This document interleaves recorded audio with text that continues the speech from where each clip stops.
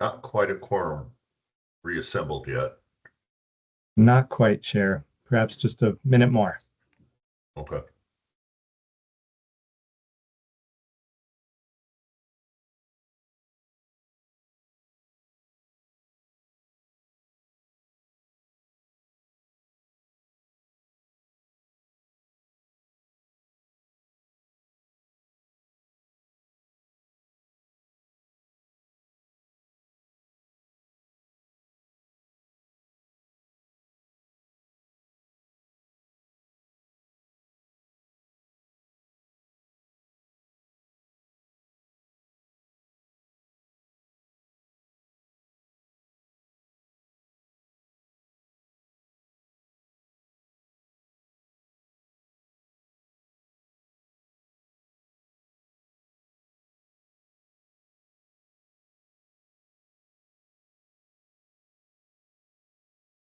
Well, I believe we do have a quorum at this time, reassembled, and hopefully the rest will join us rather quickly.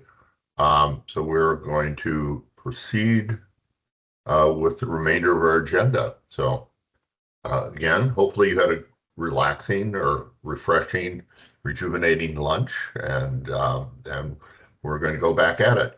We have a rather this is a issue of significant importance to me and to Commissioner Dembro. In fact, he and I kind of got to know each other over this issue of corrections education and training. And so appreciate that you and others on this online with us are able to address us in this important issue. So Michael, Commissioner Dembro, I think I'll turn it over to you. Thanks, Chair. I think Rudy Ann is going to kick us off. Okay. Is that right? Yep, that's what we were thinking, is Rudy Ann would Go I'm ahead. sorry. I'm sorry I jumped over that. I Oh, apologize. no, it's totally fine. Really It's am. totally. No, I would have never done it if I knew it was you. Come on. I appreciate that, Commissioner Hammond. Well, good afternoon, everybody. Buenas tardes for the record. My name is Rudy Ann Rivera Lindstrom, and I am the Director of for Diversity, Equity, Inclusion, and Accessibility for the HECC. I am incredibly honored and humbled to present this panel today. Just to give a little bit of framing before we jump into more detail, you know, we really try to bring in now different highlighted guests and programs to the commission so that they can see just all the amazing work that's happening across the state and, you know, all the things that we as HECC are connected to. And so it came to light a few months ago for me that not a lot of folks know our connections with corrections education and transition programs for formerly incarcerated adults. And so we thought it would be an amazing, greatly timed idea to bring this group forward. And so with that, I will pass it over to Commissioner Dembro to set up more of the rationale as to why we're all here today. Thank you so much. Great. Thank you very much, Rudy Ann, and Chair for making this presentation possible. And Rudy Ann, for all your work on behalf of Oregonians seeking better opportunities and outcomes.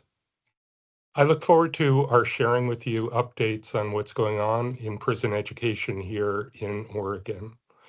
Colleagues, as you're probably aware, there is clear, compelling, and long-standing evidence that access to post-secondary education and training brings multiple benefits for adults in custody, for the correctional institutions in which they reside, and to the communities to which they will nearly all return at some point. Just as one example, the recidivism rate for adults in custody who have benefited from education and training is much, much lower than for the population as a whole.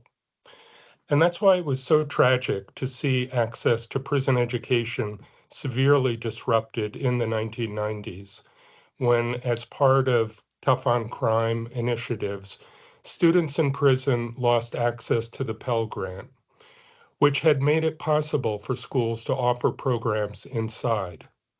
With that subsequent loss of funding, inside courses and programs gradually vanished over time, despite valiant efforts to keep them going. I first came to understand this challenge as a legislator about a decade ago when I helped form a legislative task force on reentry, along with my dear colleague, the late Jackie Winters, a Republican senator from Salem. One of the powerful lessons of that task force was that successful reentry from incarceration begins the moment that an individual enters prison.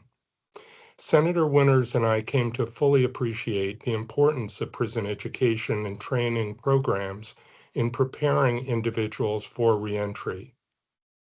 At the same time, I began serving on the Governor's Reentry Council, as you heard from Greg, the chair of whose education committee of the Governor's Reentry Council was a particularly passionate advocate for prison education, the former president of Lynn Benton Community College, and of course, our own current commission chair, Greg Heyman. These experiences, along with many visits inside the prisons by me and others, led to a series of legislative actions that you'll hear about today.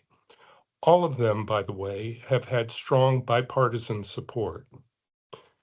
Fortunately, in 2020, Congress took an important step to bring back the Pell Grant for AICs, and we were able to take these actions with that new potential resource in mind.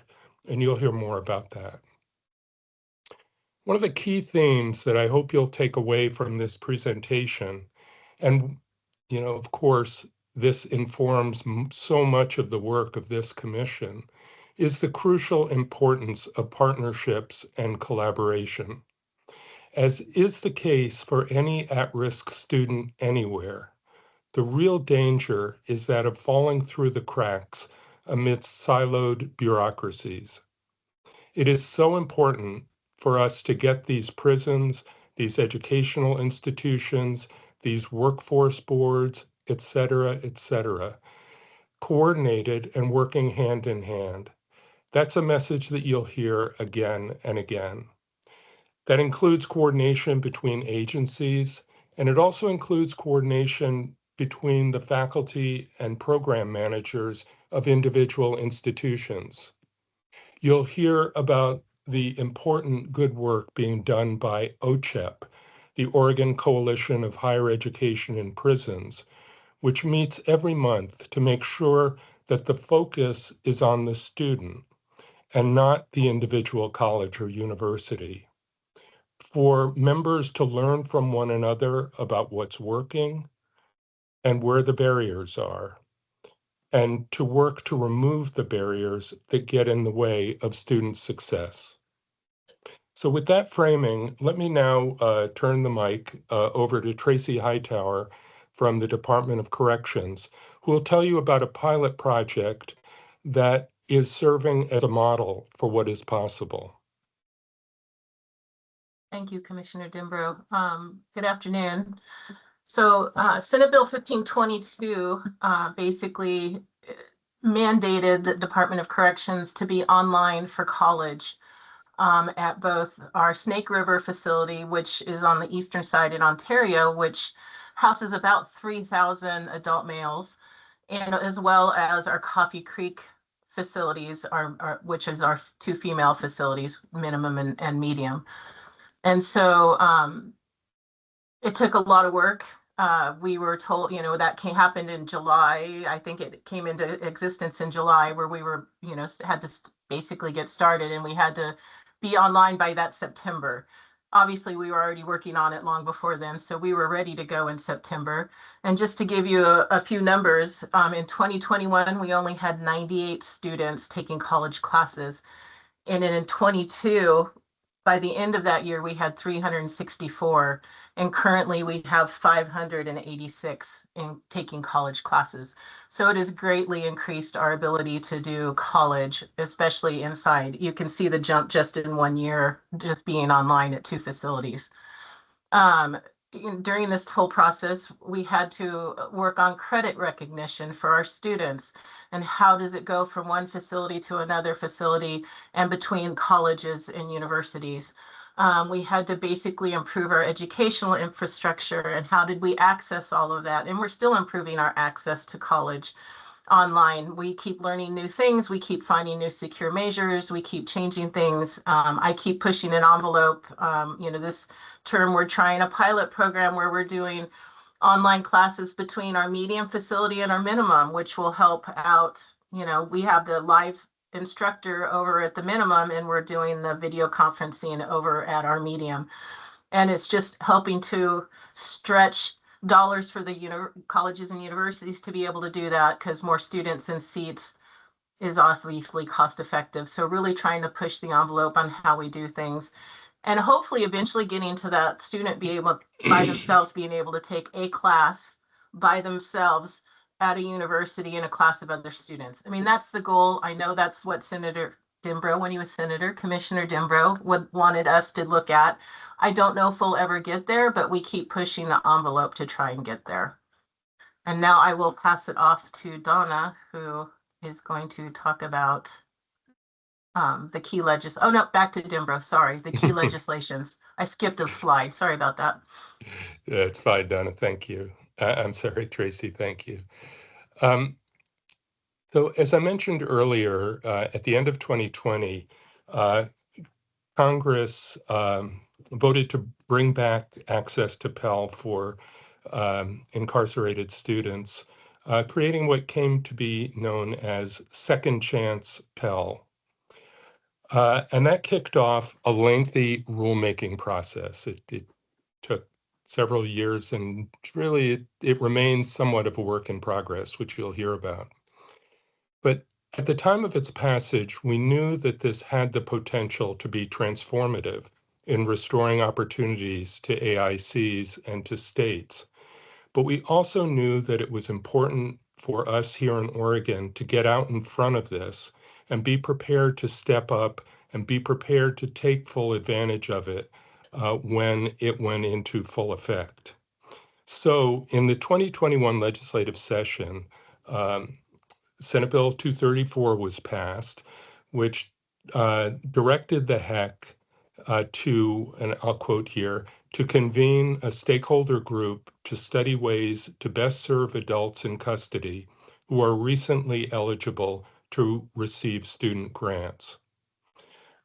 Building upon those recommendations, Senate Bill 269 was passed in 2023, requiring an advisory committee to be jointly convened by HECC and the Department of Corrections to provide ongoing guidance in both developing and implementing a memorandum of understanding, clarifying the rules of the road for the education programs in all of our state prisons, and mandating the kind of collaboration that I mentioned in my opening.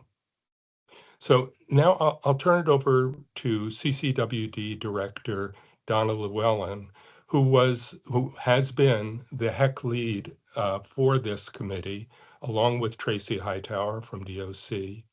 And Donna will tell you more about what's in the MOU and how it will function. So Donna, up to you. Thank you, Commissioner. So in addition to the Memorandum of Understanding, the Advisory Committee actually identified several priorities for opportunities for interagency collaboration, basically expanding upon the work that's outlined in the MOU. Those priorities have been incorporated into an attachment to the Memorandum of Understanding itself, and it's kind of our work plan. And within that work plan, it covers things like the implementation of the MOU. What are we going to be doing about data sharing so that we can determine what our outcomes are? What are we really making a difference and creating more seamless pathways? Talking about education and training program and the transparency of it and the accountability metrics we want to hold ourselves to. It talked about having an aligned agency budget and policy requests. And we've seen some of that happen already between the two agencies. The importance of distance learning and how can we leverage the technology infrastructure that you'll hear more about here in a bit. And the importance of partnering around providing information for financial aid and creating access for financial aid applications and information for our students who are residents of correctional facilities. You'll hear more about our partnership with various groups later in the presentation. But once again, we wanted to just mention that OCHAP has played an important role in helping provide advice and ideas about the work plan itself and the Memorandum of Understanding. Let's see here, and I'll turn it back over to Tracy to talk a little bit more about the Second Chance Pell Program. So yeah, basically in 2016, well, with the Second Chance Pell coming back for prisons, Chemeketa stepped up and wrote the first grant to be able to be part of that program, and they were accepted in 2016. And they began doing college classes at Oregon State Correctional Institute, our OSP, or Oregon State Penitentiary, and our Santiam Correctional Institution, all here basically in Salem. And then Treasure Valley stepped up and basically wrote the same grant to be able to start it in 2020. Unfortunately, COVID struck, and both colleges were shut down for about a year, almost a year and a half before we could get started back. And poor Treasure Valley didn't get started until we opened back up sometime in 2021. So there were several gaps in times where we didn't have any college for the most part because of COVID. But the program has, really expanded. That program basically really helped us start college expanding our college to give us money to be able to do that. And so it's been a really good thing. So I will pass it off to Emma Chaput, who oversees the college programming for Central Oregon Community College at our Deer Ridge facility. And Thank you. Emma, before you do, I just want to jump in for a moment just to clarify for people something that I guess I had omitted, which is that, I mentioned that Congress created Second Chance Pell in 2020, but there had been some pilots that were created by the Department of Education starting in 2016. I think it started during the Obama administration, continued during Trump 1, to allow a few institutions nationwide to try out a Pell program. And we had these institutions were early adopters and early approved, which was really fortunate for us. So go ahead, Emma. Sorry. Yeah, thanks, Commissioner Denber. I wanted to clarify that for everybody. Okay. Second Chance Pell was a pilot project that started in 2015. What happens now, we are now actually beyond Second Chance Pell, and we are into universal Pell Grant eligibility. And I know that Mark will speak to this later, but I want to make folks feel really clear about what, like, the impact of that 1994 change. Prior to 1994, there were upwards of 800 college and prison programs throughout the country. After that, by 1997, that number had shrunk to 7, to less than 10. So in a really small period of time, the removal of access to those federal funds virtually eliminated access to higher education and prison for the student population. So we are now in a space where every school potentially is eligible to apply, and not everybody wants to, of course, different focuses, but all institutes of higher ed are eligible to apply to become a prison education program. If you get that approval, then you are able to access Pell funding for your students for that approved program. It's a slow and long process, as I'm sure you can imagine. There are many bureaucracies to meander, but Oregon has really been a leader in this space. COCC got approval in June of 2024, and Portland State received their approval shortly thereafter. We were some of the first programs in the country to be able to access this Pell funding. And really, for Deer Ridge specifically, we launched this program because of the Pell reinstatement. Our program exists, and we are just a couple of terms from having graduates because of this Pell reinstatement. I'm just making sure I'm staying on my 3 minutes. And then there are several other Oregon public institutions. So the 2 pilot projects, TVCC, Treasure Valley, and Chemeketa, they are currently in the process of transitioning from being a Second Chance Pell site to being a prison education program approved site. And this is where OCHEP, our coalition, has been super helpful because we are sharing and supporting each other as we move through this process. And I will hand it off to Donna. Oh, no, I think it's back to Tracy. Thank you. Yeah, so just for your understanding as well, every college has to apply to each facility. It's not just they get one application and they can then do their programming at any of our facilities. They have to apply for every one of our facilities and go through the same process. And so that's the PEP oversight, right? So the first step of the Pell process is that they have to get approval from DOC. I wasn't going to make that decision on my own. So we set up an advisory committee, and we're actually using the Senate Bill 269 committee, which, because it's perfect, it had all of the players that we needed on the group. Thank you, Senator Denbrough, for putting all that together, because it worked perfectly for this. Senator Denbrough, Commissioner Denbrough, it's going to be hard for me to change that over. And so it basically serves as the advisory committee for our U.S. Department of Education. And so we use them for the initial step for them to basically, there has to be an application. The college fills out the application with us. It goes through the Senate Bill 269 Advisory Committee. We approve it. If we don't, we send it back and say, here's the changes that you need to make. Eventually they'll get approved if, making changes. So, and then the second step is they have to go through their accreditors. So once they apply with us, they then have to turn around and apply with their accreditors. And then the final process is they have to then apply with the U.S. Department of Education. That process can take 1.5 to 2 years, especially with the shutdown right now. So just for your understanding how long that process is. Now on the tail end, once they get the acceptance, both Central Oregon and a PSU will have to go through what we call the best interest determination. And so we're going to also use the advisory committee for that as well.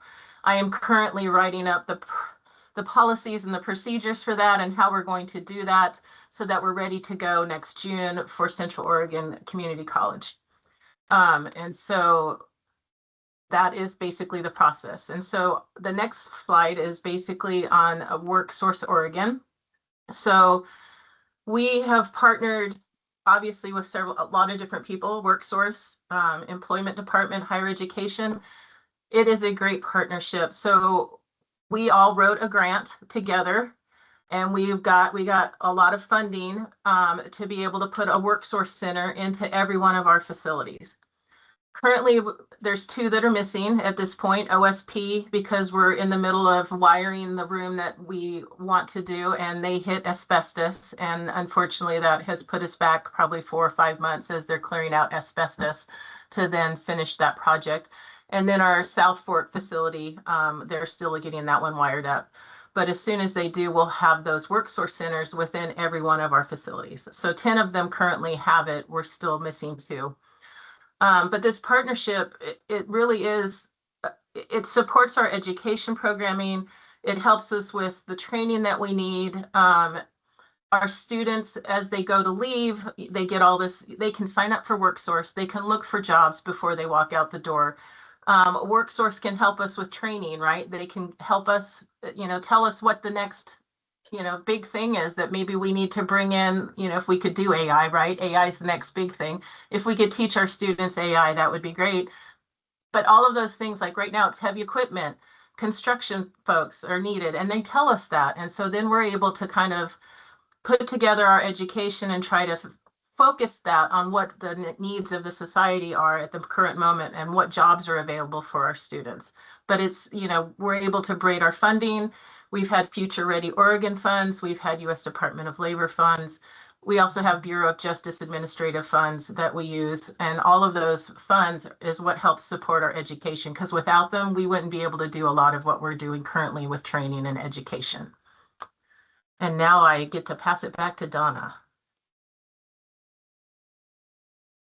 So speaking of the ecosystem of education within the prisons, I wanted to just talk very quickly about our partnership with the Department of Corrections in providing adult basic skills, helping those who arrive at the facilities without a GED or high school equivalency.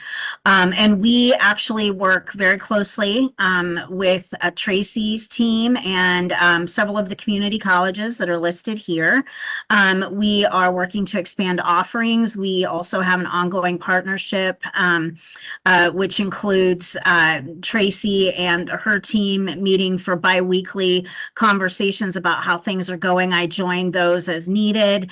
We offer professional development to the instructors and others who work within Department of Corrections. And we are doing everything we can to leverage resources across both of our agencies to expand access to curricular offerings and a continued focus on expansion to distance learning opportunities. And part of the reason I bring this up is because many of these students are going to be taking advantage of the opportunity of going on to the next step in their educational journey.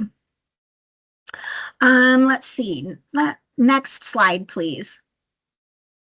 So speaking on the ongoing partnership between HECC and the Department of Corrections, Tracy's and others have talked about our continued implementation on the Senate Bill 234 work group recommendations. So that was the original legislation that brought us together to talk really about what could this look like and what would need to be in place in order to build a more robust educational system for our students that are currently incarcerated. We are working very closely together to implement that memorandum of understanding and work plan. And at the very heart of that is working to expand access for adults in custody to post-secondary education and training opportunities.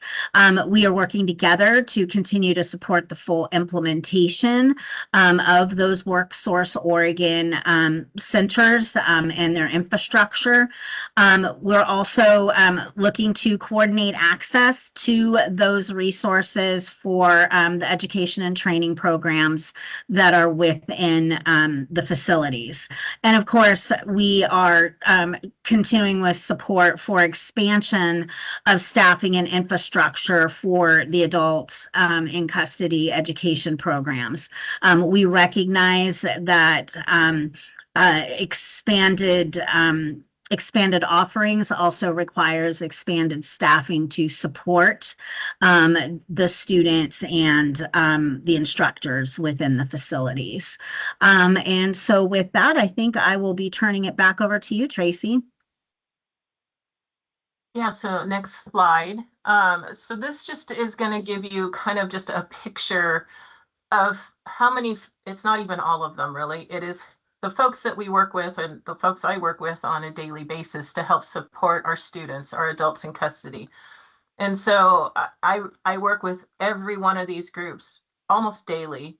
I have emails from folks, I have, setting up meetings with people, pushing, to get more for our students. But I want to give a couple of examples of how we're all working together, especially our post-secondary partners.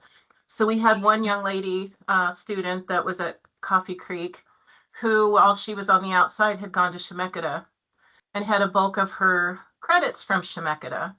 And then she was within the facility, and as we started college back up, she was taking class. She took classes from PCC and she took classes from PSU. And she needed one more class before she left, and she was leaving within the next term and trying to figure out how to get that class offered to her. And U of O stepped up to offer a class. It was pretty much a one-on-one class for that student to get that need met so she could go out and graduate with her AAOT degree before she left. And that instructor came pretty much weekly and met with that student on a weekly basis until she was done with that class. If we all didn't work together, that would have never happened. We had another one where we had a student that the bulk of their credits was out I think it was Southwest Oregon Community College. Mm-hmm. Correct. Kind of the same thing. We don't work with Southwest Oregon Community College at all, but they were basically very nice to work with. Again, we used the credits that our female student had to basically finish off all the credits that she needed, and they offered her her diploma, and she graduated from Southwest Oregon Community College. So again, this is a partnership, and we can't do it without each other and working together.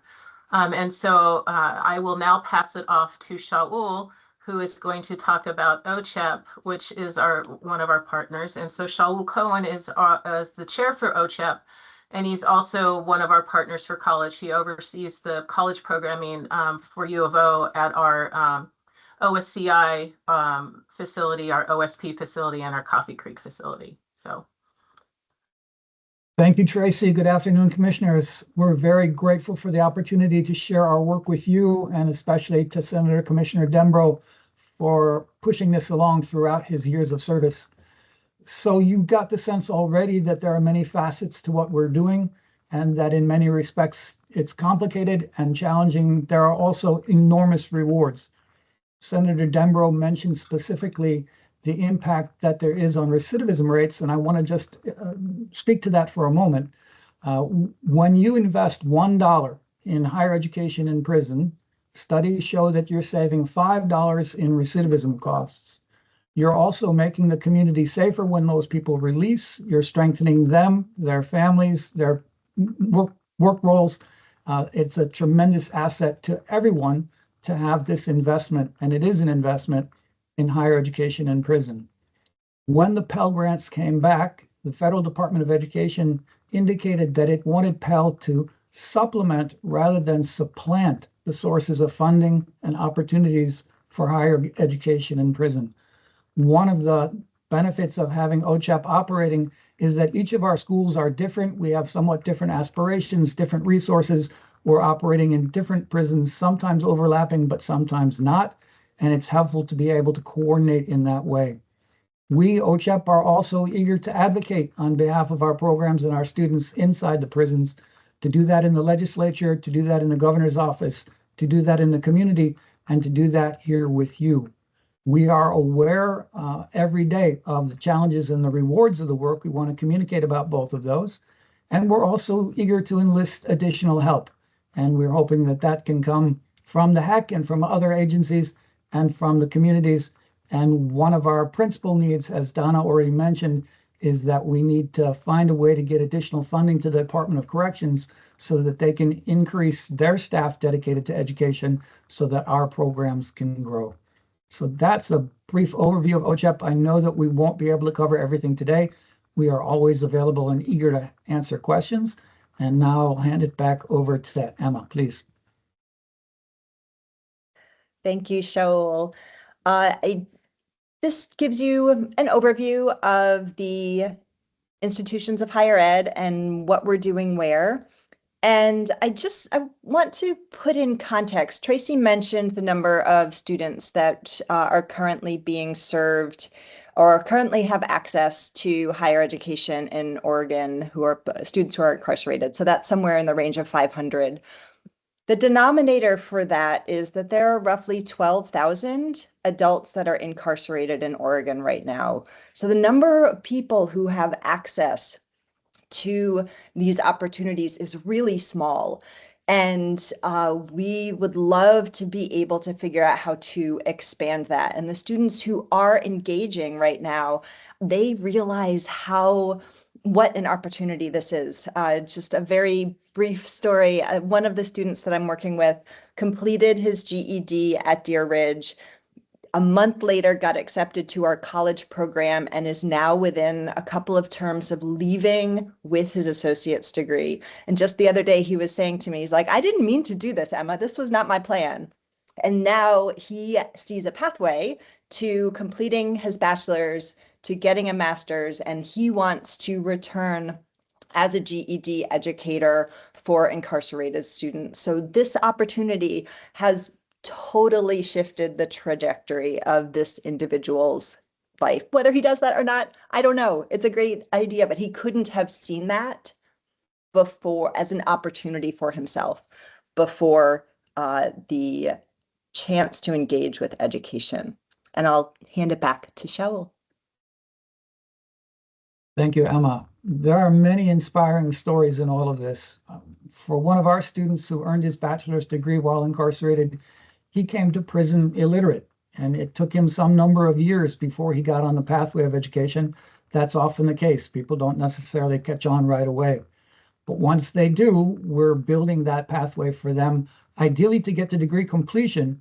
But again, in conjunction with what Senator Dembro mentioned earlier, it's the opportunity to engage in higher education in prison that starts that profound effect. So even if they don't complete a degree while they're incarcerated, there's still a whole lot to be gained along the way.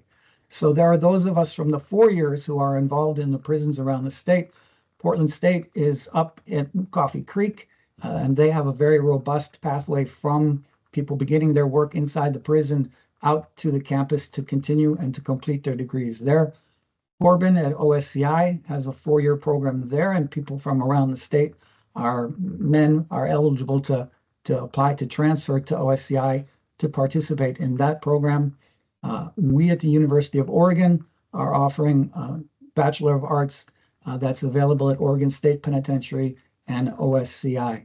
Again, the schools are eager to get as much of what we're doing on the outside within the prisons. So we're looking to expand, and that's both for credit coursework and pathways to degrees, but it's other kinds of programming as well. We're interested in having workshops and one-offs and assisting in all the kinds of ways that we do for students who are on campus. One of the dimensions of Pell is that it says that there has to be a parity between what's offered on the outside and what's offered on the inside.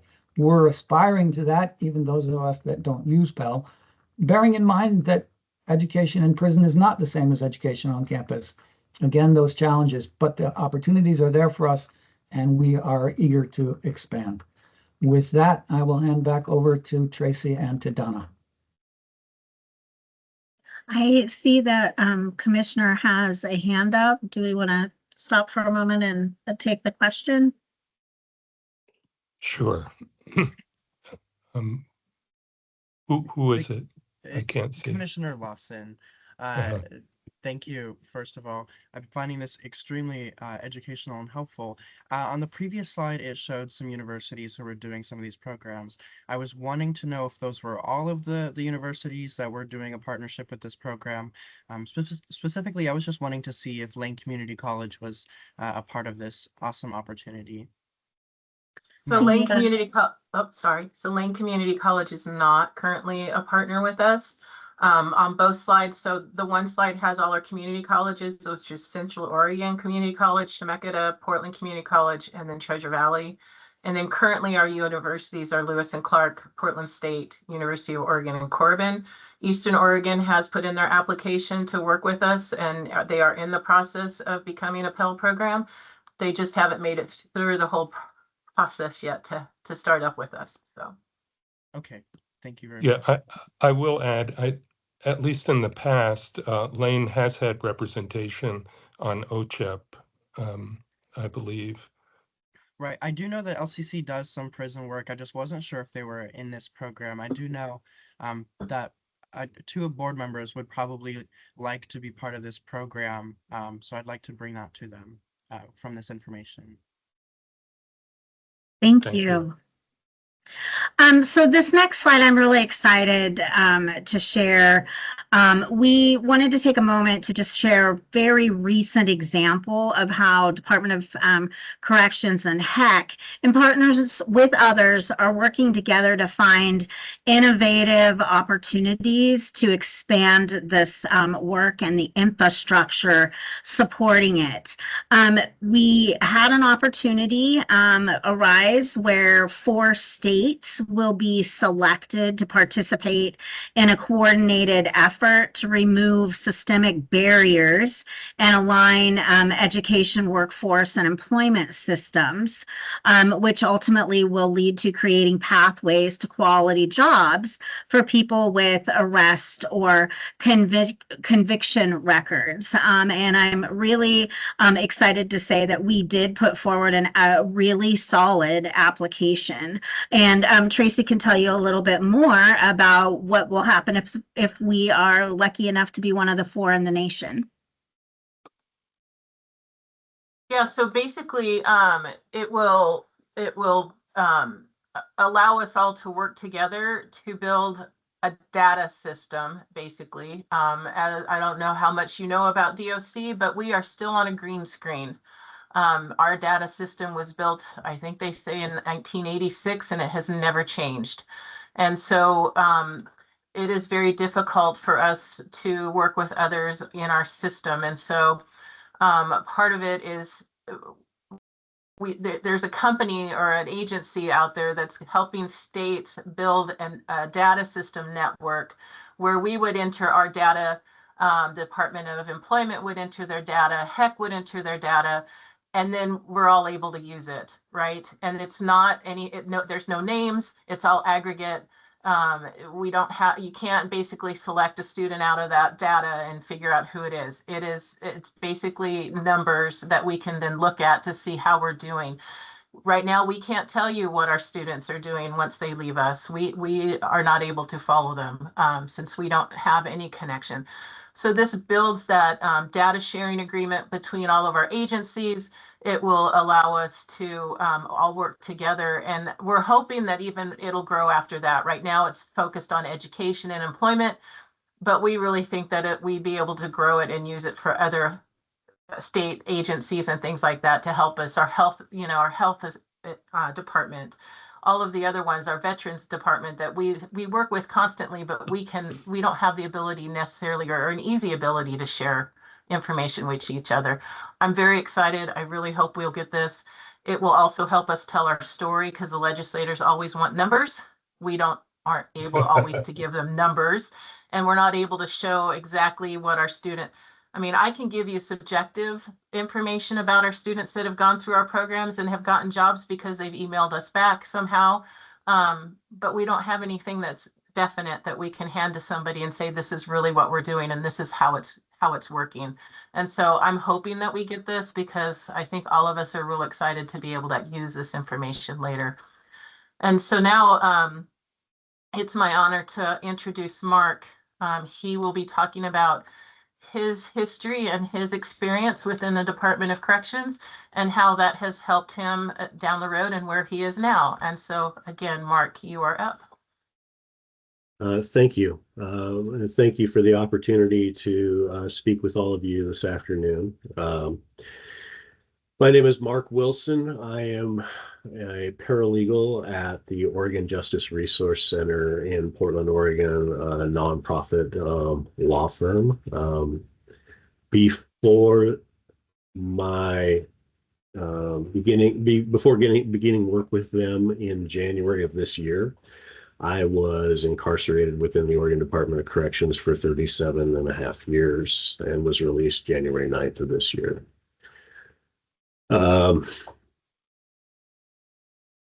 I came to prison as a teenager.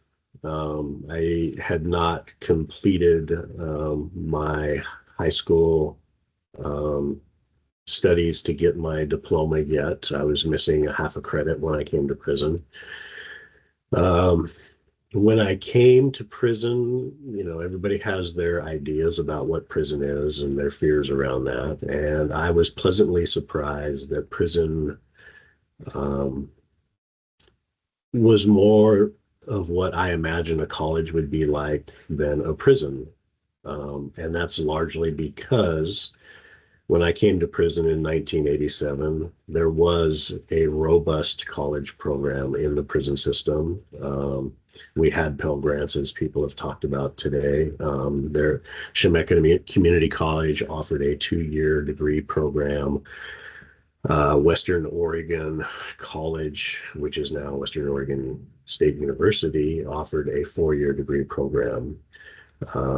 There were apprenticeships that offered licenses in many, many different professions, from meat cutting to barbering to electrical or plumbing, welding, small engine repair, bakery. There was just a multitude of them. That created a culture within the prison system. So let me back up. The educational offerings at that time were significant, where you have an education department and they were running classes morning, afternoon, and evening time in multiple classrooms, and there were large numbers of prisoners that were attending those classes.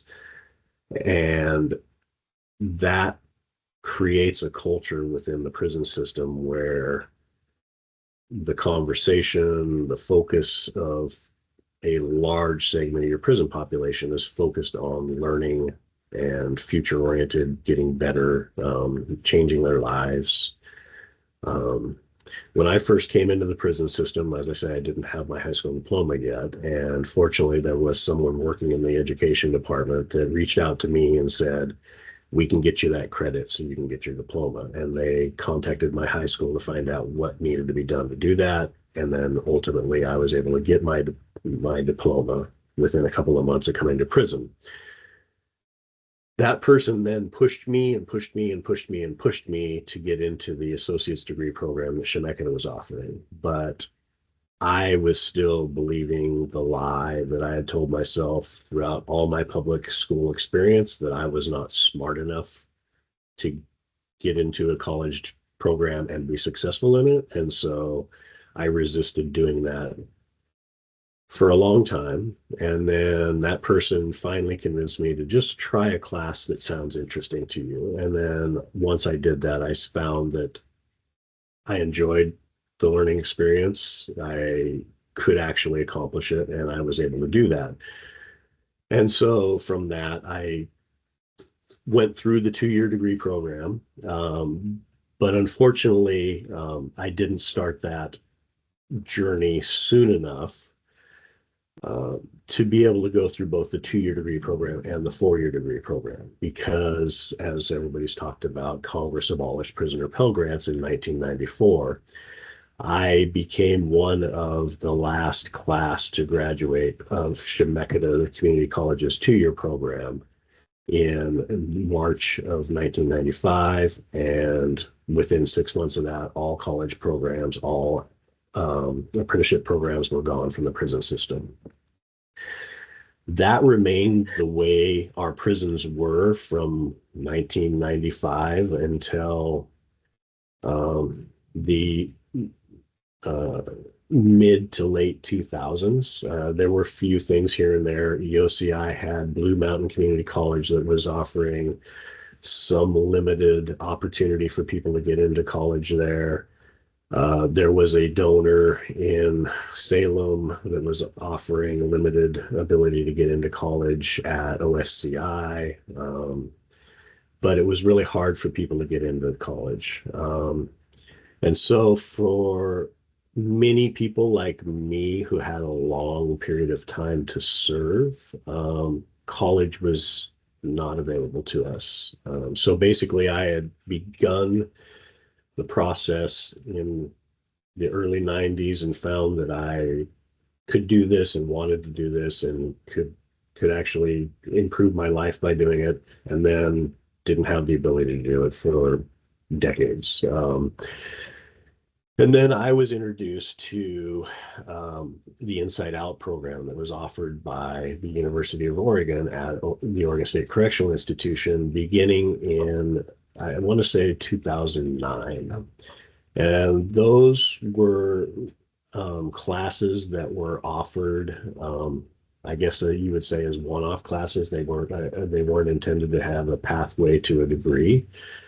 But I and every other prisoner I knew was really hungry for those classes because there hadn't been any opportunity to have this formal learning. But in addition to the formal learning we found in those classes, Inside Out became a real powerful way of prisoners having an experience in the prison system that was much different than I had spent most of my time in prison. It was very humanizing, where a professor and 12 students from the university came into the prison, and 12 prisoners went to class and took the class with them. And during that class, you weren't a prisoner, you were just another student. And it was a really humanizing experience like nothing else I had experienced in all the years I'd been in prison. But of course, I was at a prison of 900 people, and typically you would have 1 or 2 Inside Out classes offered at any given time. So that would mean that 12 to 24 prisoners had the opportunity to take those classes. And demand was always really high for those classes when I was a part of the program. I participated in them as long as I could, as much as I could, between 2009 and really when COVID shut everything down in 2020. At some point, I had accumulated between my associate's work in the early 90s and my Inside Out work, I had accumulated enough credit that in 2018, Shaul and others from the University of Oregon offered me and several other prisoners the opportunity to pursue a degree from the University of Oregon. And I was fortunate to be able to graduate with a Bachelor of Arts degree from the University of Oregon in June of 2019. Education has been really helpful in my rehabilitative journey, and I've seen it that way with others as well. I have seen that, like me, who was initially essentially afraid to do educational opportunities beyond the diploma or the GED. Many prisoners feel that way, and a lot of us were like encouraging our fellow prisoners to come take an inside out class, and a lot of them were resistant to doing that. And then once they finally did, like me, and they said, oh wow, and it opened a door for them as it started them on a path towards educational opportunities. It hasn't always been, prison education, in my experience, has been really fragile through the years. As I say, education went away overnight when Pell Grants went away, and when Pell Grants came back in 2020, it feels like it's taking forever for it to come back. I understand that everybody's working really hard to make that happen, but from the prisoner perspective, it's like, I hear we have Pell Grants, but I can't get into the program. We've had a lot of situations through the years where there has been because we've been in the tough on crime mentality in our prison system, and a lot of our staff have done their whole career in that tough and crime mentality. They haven't seen when we had college, and there's a lot of resistance to prisoners having that opportunity, and saying things like, you don't deserve college. I don't have college. My kids don't have college. Why do you deserve college? And for me, the response is, you deserve me to be a healthier, safer person when I move in next door to you. And college, I feel, is one of those things that helps people get to that place, as we talked about, heard about recidivism, that kind of thing. We've seen a lot of problems in the prison system where there's been competition. And even, I left in January of 2025. And even within the last year, I have seen where, so again, I mentioned that in the 90s, we had all these classes going. The education departments typically have many classrooms, 10 or 20 classrooms in an education department. But in more recent years, there's been like 1 or 2 classrooms given to an education program to run a program. And so you have one class and then all these other ones sit empty for various reasons. So then we've run into situations where there's been competition where, Corbin needs a classroom, so U of O can't get a classroom, or we're going to focus on the people that are getting the Pell opportunity, and then that would exclude these one-off opportunities. And so things like University of Oregon, while they didn't offer a degree program all the time, they offered a lot of different workshops and entryways into education for people, and in addition to inside out classes that really opened the doors. And I heard somebody say that it was intended to supplement, not supplant, and I feel like there's been some of that supplanting through the in recent years. And I would be encouraging you to try to supplement and bring everybody into the fold that you can, whether it's a Pell process or non-Pell, because there's many different ways of reaching someone to actually begin that educational journey. And I have found I'm working at post-prison with trying to help people transition back into the community successfully, to be stable with housing and employment and things like that. And those, of course, that have not received education in prison struggle much more than those that have actually had the benefit of doing that in prison. So I'm happy to answer any questions anybody would have, but I think that's where I'll leave it for now. Well, thank you very much, Mark. It's really great to have you There's a photo of me at Mark's graduation back in 2019. Yeah. It was a very happy day, for us all. I will say that my first trip inside was to one of Shaul's Inside Out classes, and that's where I first met both Shaul and Mark. Mark was in that class.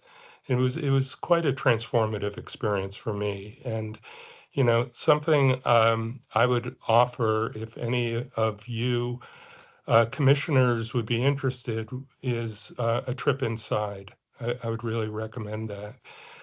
Fortunately, this is remote, so Tracy won't throw anything at me. There are logistics to doing that, but I think it's really worth it. And so something for you all to think about. So we do have maybe just a few minutes for questions, and I see Emily has a question.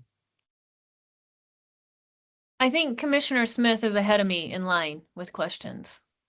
I'll just Yes, make please. a quick comment. I am very supportive of this program, and I, of course, would like us to get back to the state that Mr. Wilson described when there were classes available and inspiration and forward-thinking possibilities for people inside. And, I know that there's financial and logistical and federal issues, but I would appreciate a regular update on the progress of our collaboration and anything that HECC can do and barriers that HECC might have in fostering this collaboration. I'd like to hear more about and see if we can't find some solutions to that.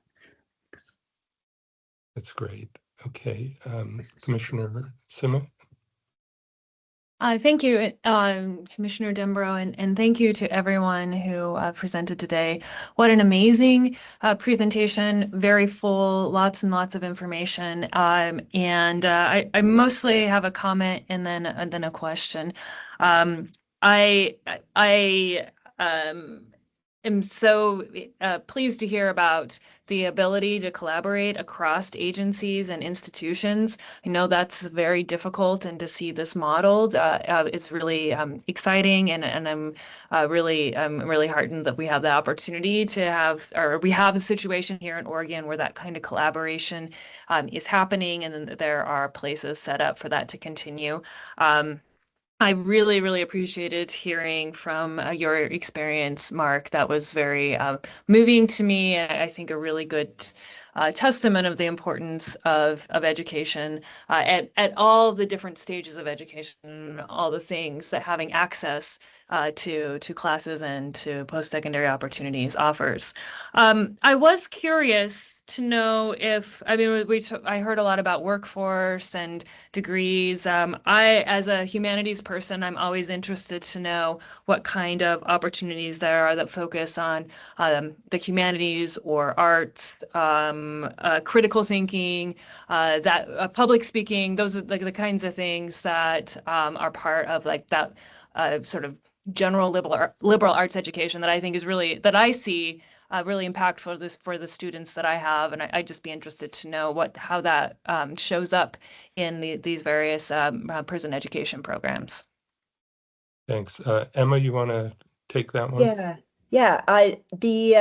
The Associate of Arts degree, as I'm sure you guys know, is that beautiful general education degree. And so our students are taking introduction to fiction classes and interpersonal communication. We have sociology and psychology. I've taught scientific thinking inside. And so we're absolutely making sure that we are providing that broad foundation with that liberal arts focus, because that is the glory of the AAOT degree, is that it allows students exposure to all of these different classes. And we have had lots of conversations. Students like, what is this going to do for me? Tell me how this gets me a job. And I'm like, I will tell you how this gets you a job. You can communicate, you are working in teams. Like, look at these are the characteristics that employers want, and you are excelling at them. You are doing your critical thinking. And it has, I think, taken a little bit of conversation and that they are really seeing that value. So absolutely, I appreciate that question. And we are very much trying to make sure that we are offering students those opportunities if they're wanting to take them. Does that answer your question? Yeah, that's Yeah. great. And of course, I'd want to know more and more and more. And if it does indeed become possible, I would like to take someone up on the opportunity to take a look, get an insight and see it happening in real life, if that is possible, obviously. Yeah. I will add, I think Emma really captured that well, but, it's often those courses that she mentioned that stimulates the hunger for learning that really gets people onto a long-term path for education. So they serve a very important function. Mr. Okay, Lawson, did you have another question? Yeah. First, I'd like to say thank you so much, Mark, for sharing that with us. That was a really amazing experience, and I appreciate you being willing to share that with us. And I thought this was a great learning opportunity as the commissioner representing community college students and community college student. I think that this is such an amazing and awesome program. So first of all, thank you so much for facilitating such a program. I didn't have a question specifically about the slides, but I did want to ask a sort of off-topic question regarding this. If a Board of Education for any community college was wanting to learn more about this program and possibly jump in, would you be able to give a presentation to that board? Perfect. Guthrie, if you could facilitate contact with me, I'd love to be in touch with Emma and the rest of you folks about this program. Yeah, Emma and Shaul as well would be a great contact for that, and we can figure out who amongst OCHEP would best be able to meet the needs of the group that you are wanting us to present to. Thank you very much. Thank you so much. Well, Chair, thank you very much again for giving us your time. Again, thanks for everyone who participated, especially you, Mark. I do want to say that the advisory committees that you've heard about do deliberately include currently incarcerated people as well as formerly incarcerated people. It's really important to have that frontline direct experience as part of the advisors. So thank you again. I had Commissioner Dembro and the rest of the presenters. I had a comment question. When I was President Lindbetten, one of the things that was really enjoyable and meaningful to me was be able to award an AA degree inside, in this case, an Oregon Youth Authority facility, and made some, I think, real strong headway in those programs. So I really want to ask a question about sort of bigger picture, how your work might fit into some other things that I think are both opportunities and impediments to your goal here is not just to get an education, but to connect them to a meaningful life. And so Commissioner Dunbar was ready to raise a question in an item earlier today, and that is there a way in which, or are we thinking about removing some of the impediments to employment that even a person with a degree coming out of a corrections facility, we have a number of certification limitations in healthcare fields, especially.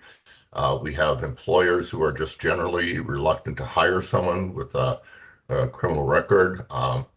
And so I'm just wondering if we're thinking, I think with the work you're doing great, and I'm so excited about the progress you're making. I'm just wanting us maybe to say, are there ways in which we can connect this to some other things that I think are sort of the full meal deal in terms of actually getting our adults incarceration into the kinds of opportunities that other people experience. So I don't know who wants to take that, Tracy or someone, or Donna.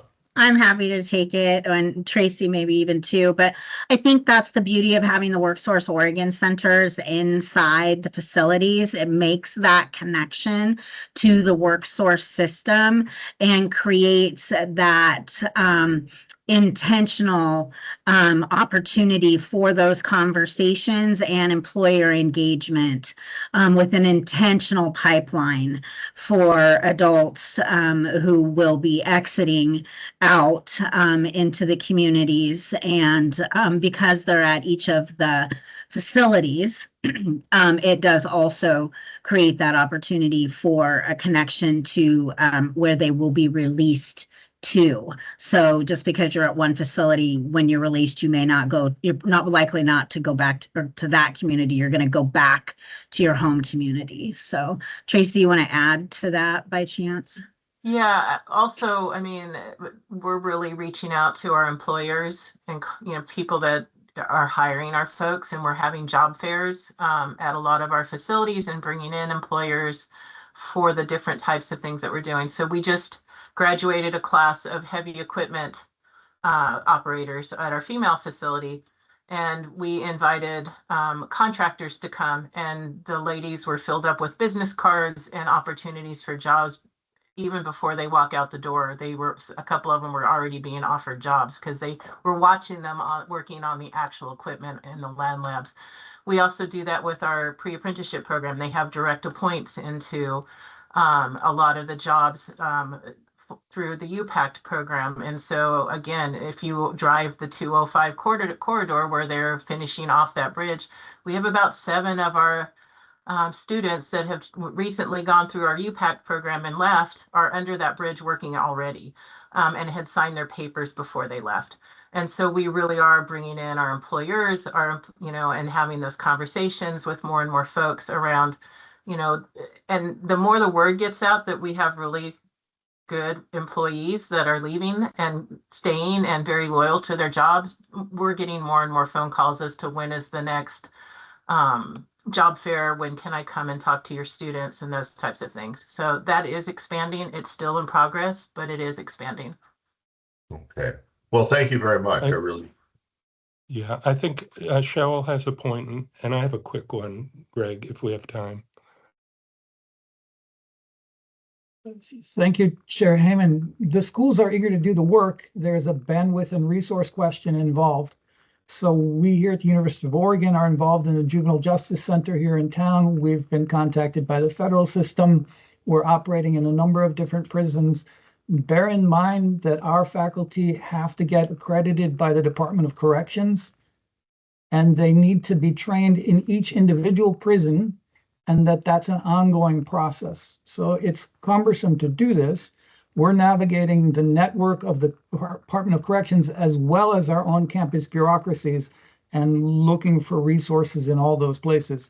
So our answer is yes, we want to do more and we need help to do it, but we're there. We're eager to do the work. Thank you so much. Yeah, and if I could conclude with this, Chair, I think Mark can attest to the fact, especially with the work that he's doing now, that, the moment of release is obviously a wonderful moment for an adult in custody, but it's also a very dangerous moment. And, that's where there's so much potential for falling through the cracks. And if there's not the kind of transition there that Tracy talked about, where they can move directly into a job, or, they can move directly into a job in the area to which they're released, or the area to which they're released is determined by where there's a job for them lined up. Those kinds of bureaucratic barriers can really be a problem. Also, a lot of people are working on making it, if they want to continue their university education, that they can go directly into the school where they release. And the same thing with a union kind of apprenticeship program. Those are so critical. And, with respect to the licensure, we did take a baby step in one of the last bills I left behind just before I was released from the legislature. And that is to make sure that that AICs or people who've been released have the opportunity to query a licensing board about if I enter this course of study, am I going to be able to practice in this profession? Or will there be a licensure barrier that'll keep me from doing that? And if so, what will it take to remove that barrier? And so that program, I think, is, if it hasn't begun now, it should soon. I've been hearing some positive feedback from some of the licensing boards who really welcome the opportunity to kind of take a second look at their requirements and is this really necessary? And if that's one of the outcomes of it, that's a good thing. Great. Thank you so much. And again, thanks to all of you for, I think, this really encouraging report on the progress we're making in education within our correction system.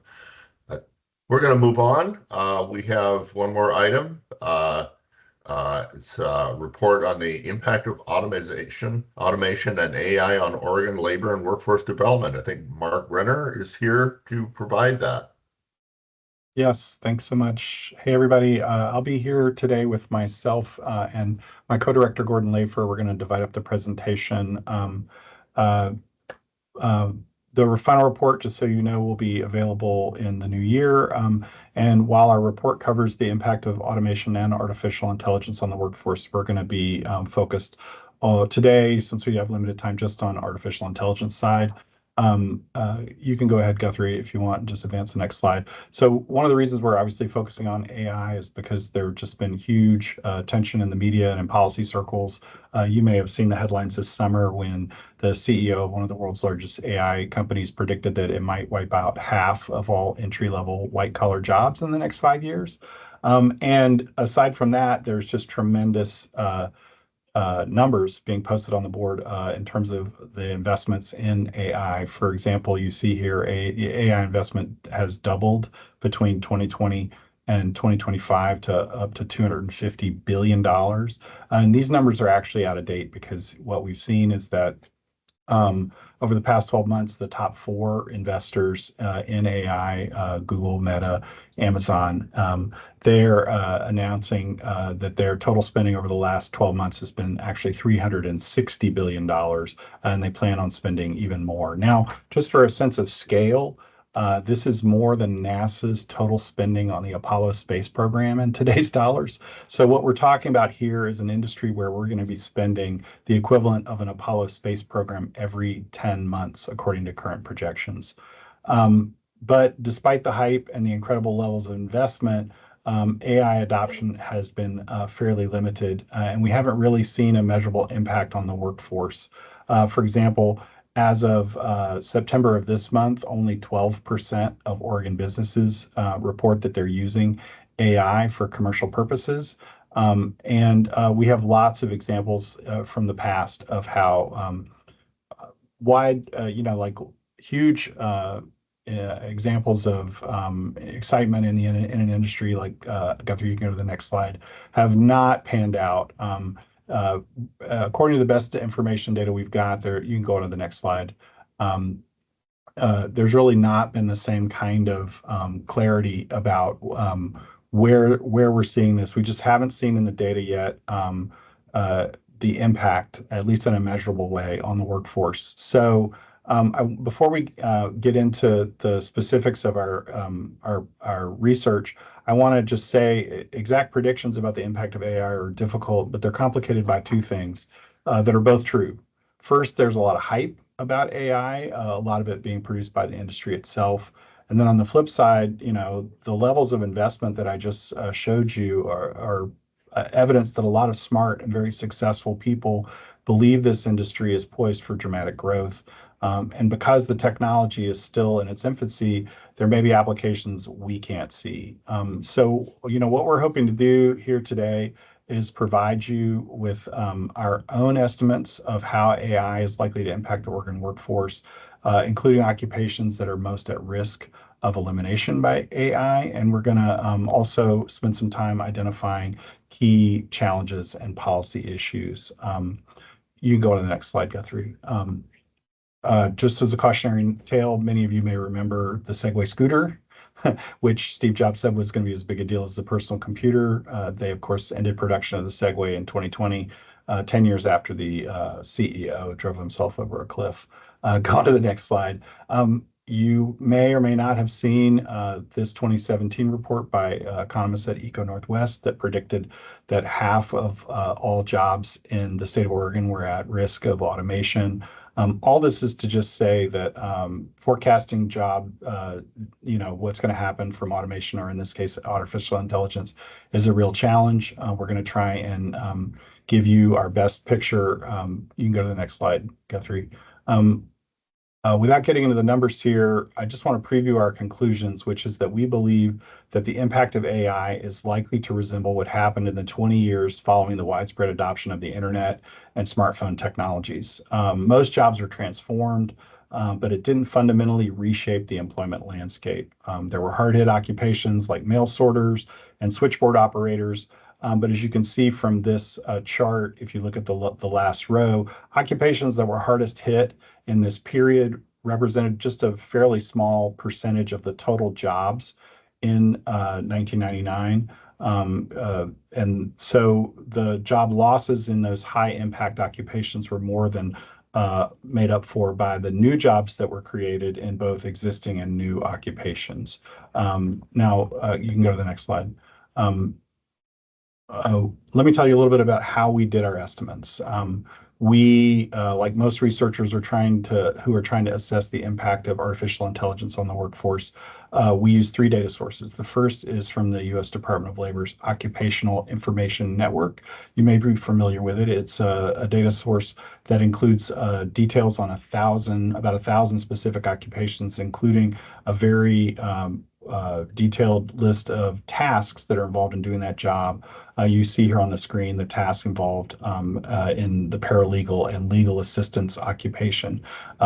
These are just the core tasks. There's also a separate set of tasks that are supplemental tasks. Go to the next slide. And what we did was we combined the task data with data from two other sources, both from the AI industry themselves. The first comes from OpenAI, the maker of ChatGPT, where their researchers analyzed every one of the 20,000 occupation and task combinations to see what their automation potential was. And then aggregate that up to, to the occupation level. And the second data source is from Anthropic, where they actually sampled 100,000 anonymized conversations in the first week of August, and then they matched those to the tasks that they were being used for. And using these two industry data sources together with the occupational data from the Department of Labor, we were able to match their assessments of either the automation potential or the actual usage of AI in specific occupations and match those to employment in those occupations from the Oregon Employment Department. So you can go to the next slide. So we tried to provide three different kinds of measures. The first is a high measure, the second is a medium measure, and the third is a low measure. Let me tell you about each. So for our high estimate, we assume that employers will successfully automate any portion of a task that can be automated, and then they will also be able to reduce employment proportionately for everyone employed in that occupation. So if 25% of software developers' tasks can be automated, we expect 25% of software developers will be unemployed as a result. Based on these assumptions, we estimate around 106,000 jobs could be lost, about 5% of the current jobs in the Oregon economy. Now, for our medium estimate, we make the same assumptions about employers' ability to automate tasks, but we only assume this will happen in occupations that are highly exposed to AI. And we define that fairly conservatively as occupations where the automation potential is higher than 20%. That means that at least 20% or more of the tasks can be automated. So for occupations that have a low automation potential below 20%, we assume that they will be unaffected. Based on these assumptions, we estimate around 22,000 jobs could be lost, about 1% of all jobs. And then finally, for our low estimate, we incorporate actual AI usage data from Anthropic, the maker of Claude, Once again, we make the same assumptions about the employer's ability to automate tasks and reduce employment, but we define exposed occupations differently. We define it as those occupations where current AI usage is concentrated. Now, we use a fairly low bar for what counts as exposed. Any occupation with at least 1% of all the conversations sampled out of Claude are considered to be exposed. So based on these assumptions, we estimate around 6,000 jobs could be lost, about 0.3% of total jobs. I just want to flag for you one reason that this estimate is so low is because it turns out that Claude usage is highly concentrated in a small number of occupations. In fact, half of all Claude conversations are in computer and mathematics related occupations. And I also want to stress that our estimates are conservative in two ways. First, automation potential is being assigned by researchers in the AI industry who could be forgiven for being fairly optimistic about their assessment of what could and couldn't be automated as far as tasks go. And second, it's also true that in the end, what determines whether a job is going to get eliminated by AI is not just the question of whether it can be done, whether a task can be done by AI, but also whether it's economically worthwhile for an employer to invest in this new technology, something Gordon will come back to. Obviously, you can go to the next slide, Guthrie. Obviously, certain occupations are going to be more dramatically impacted than others. On this slide, you see the occupations that are likely to experience the most absolute job loss. No surprise, but we see jobs like software developers, graphic designers, interpreters, medical record specialists. I just wanted to flag in closing that it's also worth noting that several other highly impacted occupations were in the field of education. In fact, 10% of all Claude conversations were happening in educational instruction and library occupations. But do we really believe that college professors or social studies and health teachers are going to be replaced by AI? Now, as a college professor, I ask you not to answer that while I'm still here. Now I'm going to turn it over to Gordon to talk a little bit about some of the policy and implications of all this.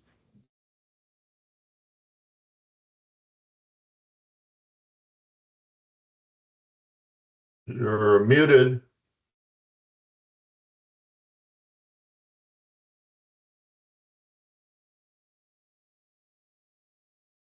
Oh, let's see. Okay, how's that? There you are. There you are. Yep. Thank you. Sorry about that. I know we've been throwing a lot at you. I just want to cover some of the education and policy questions that we think the research points to, and then hopefully we'll have time for some questions or discussions. So to begin with, we do not think that this points to a need either at the high school or higher education level to say everybody needs to take a class or have a major or minor or certificate program in AI. As you may be aware, until very recently, there was a big push at the high school level to say everybody should learn coding because that's where the jobs are. And now AI has wiped out a lot of those jobs. Again, without pretending to be more certain than we can, what we see is that AI is going to be adopted in a ubiquitous way, kind of in the way that, sorry if you can go back to that previous slide, in the way that the impact of personal computers and the internet was, which is it changed all of our lives. All of us do our works differently and with higher technology, but we don't say you really need to major in word processing or Excel spreadsheets. It becomes a tool that is widely used, but is not like a highly skilled profession. One other thing about education is that what we've seen in the huge push for education technology, even before AI, is that there's a gap in schools. There's a digital divide, not between who uses and doesn't use technology, but that in rich kids' schools, students are encouraged to be active users of technology, where they're making films, they're editing music, they're designing websites, they're laying out graphics. And in low-income schools, students are encouraged to be passive users of technology, where they're like hooked up to video game-based apps where you have to solve the math problem to cross the river or something like that. So as we look to the next this next generation of education technology, that's the digital divide that we think has to be paid attention to, is not who has the technology or doesn't, but how it's used, and especially whether or not it's used to replace teachers. So if we go on to the next slide now, this industry, the way the AI industry makes money is less by having lots of people buy $20 a month subscriptions to ChatGPT Plus than finding high-paid professions where people can either be completely replaced by AI or where the job can be redefined in a kind of deprofessionalized way so that it can be done by lower skilled and lower wage people, that's really where the savings is. And because, the industry is trying to promote AI adoption as widely as possible everywhere and has a lot of advertising money and a lot of lobbying money, we should expect a push for AI adoption in all kinds of places.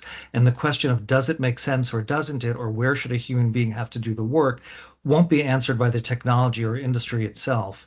If we go on to the next slide, you might think that it's kind of obvious in teaching what has to be done by a human being and what could be done by an app. Like I might think these philosophical questions raised by teaching Macbeth have to be done by a human being in conversation who's in relationship with students. But in fact, there's already a privately run chain of charter high schools, the Alpha schools pictured here, that says that they can teach high school students everything they need to know in all core subjects, reading, math, science, and social studies, in just 2 hours a day with AI tutors and no licensed teachers. And, when you think, oh, well, this kind of thing, surely they don't think an app can do. We're already in an economy where there are apps being pushed to teach special education, to teach social and emotional learning, even to teach grit and empathy, to say you don't need a human being for this, we can do it with an app. So the question of what really requires a certified teacher is a critical question I think will only be answered by the HECC and other policymakers. And this is, two sides of a question. One is, are we going to see the destruction or undermining of what is now a very significant middle-class profession? And the other side of the question, obviously, is what's going to happen to educational quality? If we go on to the next slide. So we have similar kinds of questions in other professions. And again, AI can replace a lot of things, but one of the reasons that coders has been the thing that has been most replaced so far is not just because AI can do it, but because it's a high-paid occupation. So as Mark said, it's worth it. There's a lot of money to be made in replacing that. In healthcare, everybody who writes about AI says final decisions all have to be made by human beings, but nobody as yet has defined that. So if we tell a doctor, I want you to take 500 MRI readings done by AI each day and check them, then presumably maybe that's not enough oversight. But exactly the question of how much oversight is enough. Does a patient have a right to see a human treater, a provider? Do we have a right to appeal an AI decision to a human being? All of these are questions that have to be decided. And if we go to the next slide, sorry to be rushing through this, but I'm sorry, there should have been a slide before then. Thank you. In mental health, and you may have read about this in the press, there's been a rush of like therapy bots coming out, and this, that are don't pretend to be licensed, right? And there's obviously the dangers and the horror stories of these things gone wrong. But even without that, the question of what do we think should only be doable by a licensed professional and what do we think is okay for AI to do, that there's going to be tremendous pressure to answer that in one way because there's a lot of money to be made in it. And it's going to be up to policymakers to say, where do we draw the line? Okay, now the next slide, I think, is a related big policy issue, which is where AI tools are implemented and there are big cost savings. Should those cost savings just show up as big profits for venture capital and investment banks, or should those go to the public? So to give an example, the Education Commission of the States estimates that the cost of teaching online classes is at least 30% less than the cost of teaching, with a human being in a regular building. But in most places in the country, online classes are paid the same dollars per student as a prorated share of funding as are regular classes, which is why the profit margins are so large and why it's been such an attractive industry for investors. But from a public policy point of view, like you might say or think, I think there's at least a question for the HECC and policymakers is, do we want to say that if universities and community colleges and school districts are going to be contracting with education technology companies, we want to make sure that the profit rate they're making is not more than 25%, or I don't know, that it's not 200%. If there's that much profit to be made, then there's other ways, better ways to spend public tax dollars. And, this was one of many things that when the US Congress almost adopted a law banning states from regulating AI for 10 years, this would have been impossible. But it's now possible, and it's an open question, which is where should the savings from these cost savings accrue? Okay, the last slide is, if we go on to the next slide, is just to recapitulate what the ongoing research is that we think makes sense. And basically what we've been able to do, and this is partly because of the industry still being at its infancy, is kind of give headline level clarity about where we think the places are that are susceptible to the biggest job loss, where we think the places are that there are the most dramatic questions about professionalization or deprofessionalization. But to really understand what's likely to happen or what could or should happen, there needs to be research done that is not from the point of view of taking federal data and ChatGPT data and making data assumptions, but really doing extensive field work and interviews with the people involved in that work. So we think, that needs to be done, working on clear definitions of what should be done by licensed professionals, figuring out how to safeguard public tax dollars and some other things. There's some clear research agendas and pressing for policymakers that we think our research can narrow down and point to the key areas, but there's obviously a lot of ongoing work to be done. So I'll shut up now and happy to open it to questions. Well, thank you so much for that. I do want to note that we are beyond our posted ending time. At the same time, if there are, I think this is a huge topic and probably lots of questions. And so I feel maybe I want to get a taste of it, but I don't think we're going to bring closure to it today. So, but if you have a quick comment, question that can guide future conversation, I sure would like to take that in right now. So, anyone? Commissioner Edwards? Yes? Oh, you're Muted. muted.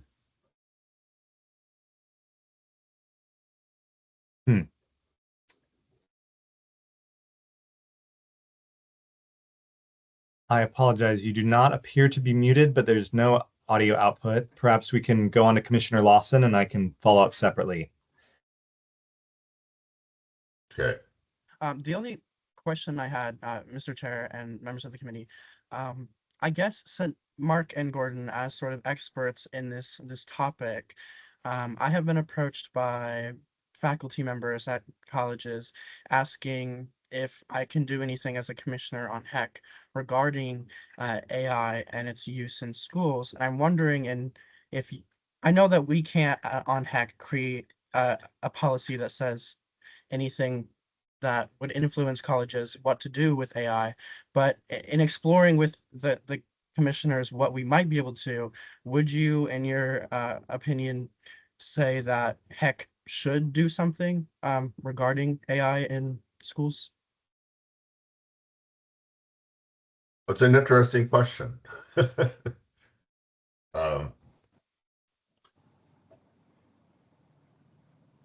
I guess if you're asking us, I think there's a number of different areas that would be that would be really important to look at. And honestly, I don't know exactly what's the purview of the HECC and what's the purview of some other policymakers, but I think they're big questions. And it's not so much about like, how do you stop kids from cheating? But, if we've been, for instance, if people give essays to be written because they think that teaches you how to think, and then it turns out that all the essays are being written by AI, then in a way, the question for educators is, well, is there another thing to do to get at the actual thing that we want to help people learn how to think and analyze and synthesize? But there are a number of questions like that I think are really deep that would be, I think, really important for somebody to take up.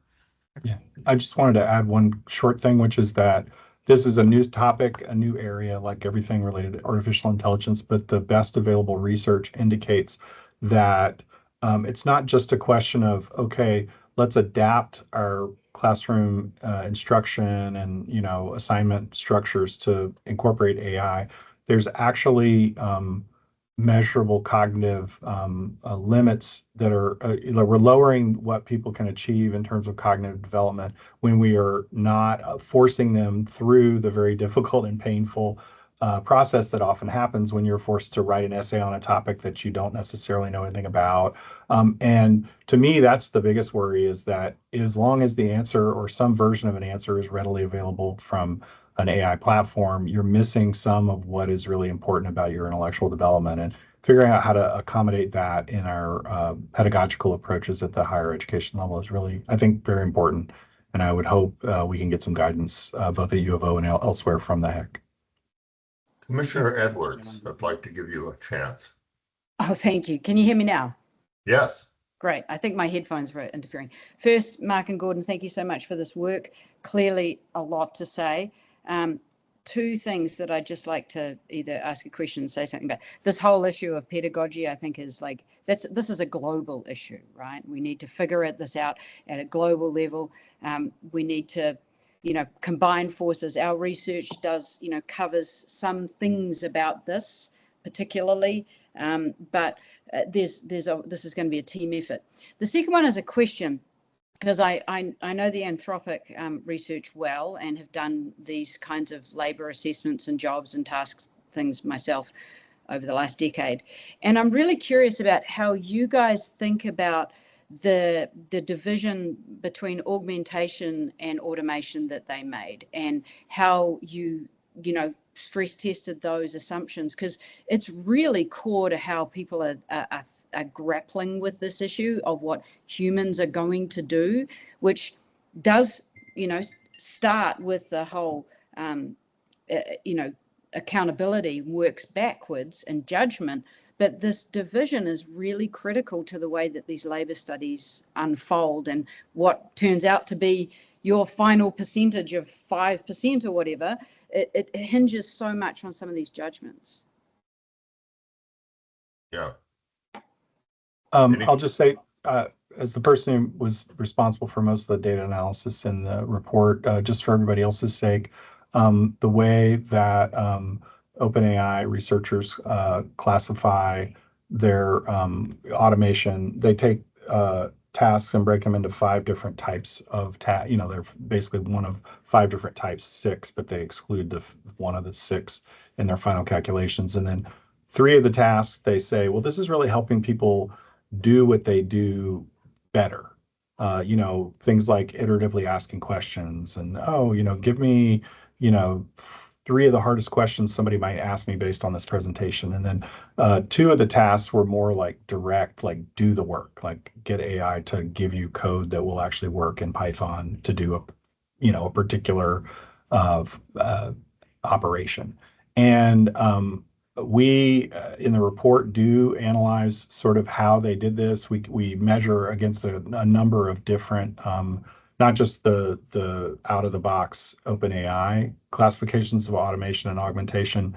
And I think the hardest part is, as you kind of hinted at, ultimately it comes down to a judgment call. Like, do you believe that this task is going to be automatable, or is it really something that is going to just continue to help the existing workforce do what they do? And the numbers can move fairly dramatically, which is why we presented our range.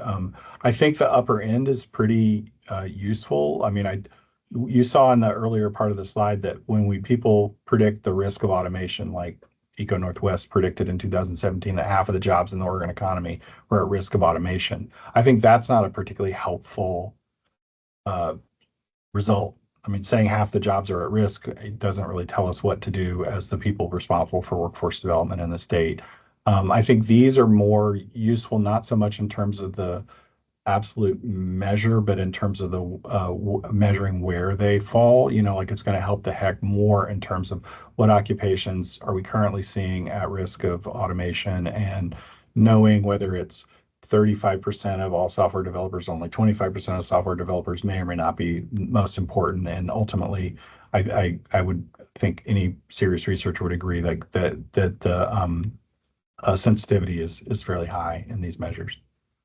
Can I just I agree.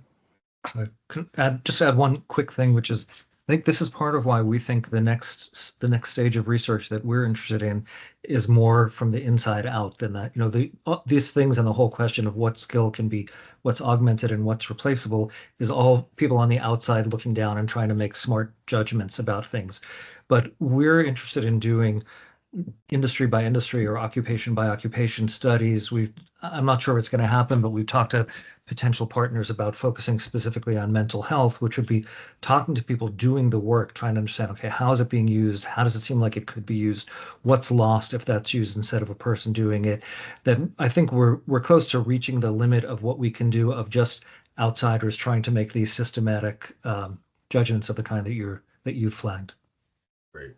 I want to thank all of you for, first of all, the presentation, Mark and Gordon, fantastic, stimulating, exciting, concerning, all of those adjectives with regards to AI. This conversation over, somebody asked, I think Commissioner Lawson, what could the commission do? And I'm going to suggest that perhaps the most important thing we can do right now is develop strategy for educating ourselves on this matter. And with that in mind, would you, assuming we're going to have a future conversation about this, if you have specific questions that you think could guide our future conversation, would you get them to me and or Guthrie?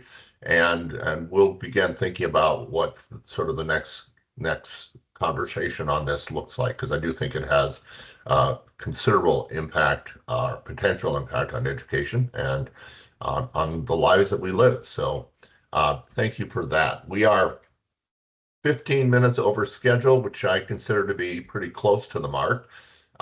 Did some pretty important stuff today, and I want to thank you for your participation. You're sticking with this work. This is important work, and I do believe that the conversations we have can help guide the conversations that take place in our institutions, and that's where I'd like to focus our work. So with that in mind, I'm going to call this meeting adjourned. I don't have a little thing to slam on the counter here to do that officially, but thank you for your time, and we'll see you in a month. Bye-bye. Thank you very much. Bye-bye.